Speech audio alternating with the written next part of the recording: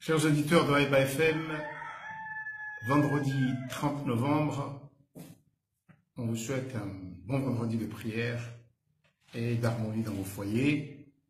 Hier, le président de la République s'est adressé au peuple comorien. En gros, il y aura des élections au premier trimestre 2019. On vous l'a dit ici, depuis que le pays vit sur une sorte d'instabilité sociale, arrestation, confrontation, et voilà, même sur le plan institutionnel, corps constitutionnel supprimé, ainsi de suite, que tout ceci doit mener à des élections. Alors, le président de la République a confirmé qu'il y aura des élections, que son objectif c'est des élections au premier trimestre, selon lui la condition pour lui donner la légitimité des changements qu'il veut opérer dans le pays pour une émergence. Nous entendons maintenant l'autre côté, l'opposition. Que dites-vous? Est-ce que vous, certains d'entre vous, vous maintenez que tout ceci n'a aucune importance parce que vous êtes sûr que vous allez arrêter M. Azali en chemin et, n'est-ce pas, et tout ceci n'a aucune importance? La Constitution ne vaut pas grand-chose? Ou bien, est-ce que vous pensez que le meilleur moyen d'arrêter M. Azali est d'aller aux élections? Les citoyens ont besoin de clarté.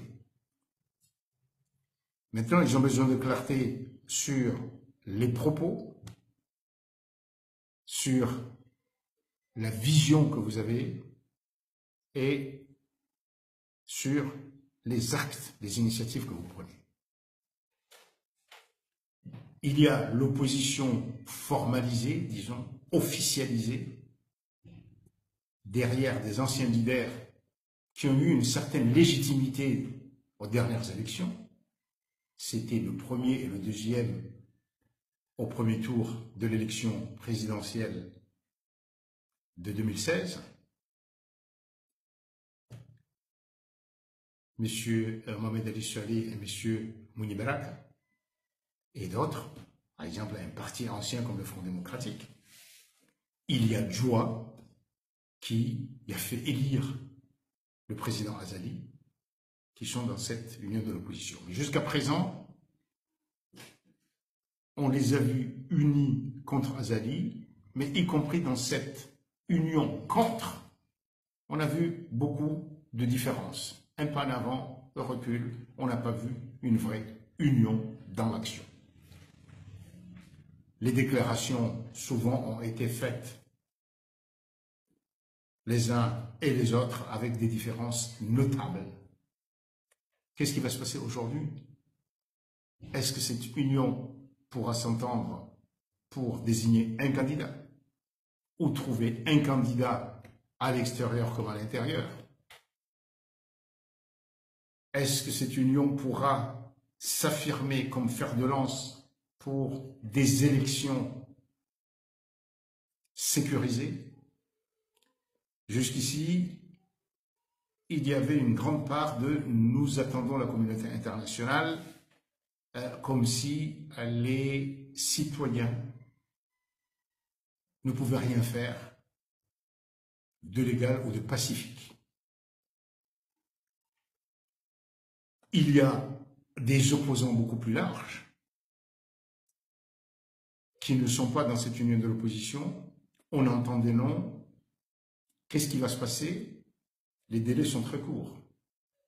Le premier trimestre, c'est-à-dire 3 mois, janvier, février, mars, plus ce mois-ci de décembre, à partir de demain. 4 mois, c'est très peu, et cela veut dire que les dirigeants politiques doivent nous prouver leur capacité d'organisation, leur capacité à se constituer pour être une alternative crédible. Nous attendons des propos clairs. Nous attendons une vision que le Comorien peut comprendre et des actes qui peuvent rassembler. En tout cas, dès aujourd'hui, monsieur de l'opposition, nous vous attendons. Alors pour Haïba FM, depuis des mois, nous exprimons aussi ici, de manière très très claire, ce que nous condamnons dans des actes, dans les initiatives du président Azali. Mais condamner le président Azali ne veut pas dire pour autant approuver l'opposition. Loin de là. Nous essayons toujours de donner le point de vue de Haïba FM tout en assurant une information non biaisée, une information impartiale d'abord sur les faits, ce que font les uns et les autres. Nous constatons d'ailleurs que des fois, même des gens de l'opposition hésitent à venir en voir, par le plan du pouvoir, parce qu'il n'y aura aucune complaisance. Sur ce, nous attendons vos réponses. Et pour Haïba FM, nous n'accepterons à l'antenne que ceux qui ont quelque chose à dire, quels que soient leurs anciens statuts ou leur statut actuel, ou quoi, ceux qui ont quelque chose à dire réellement aux citoyens. Merci.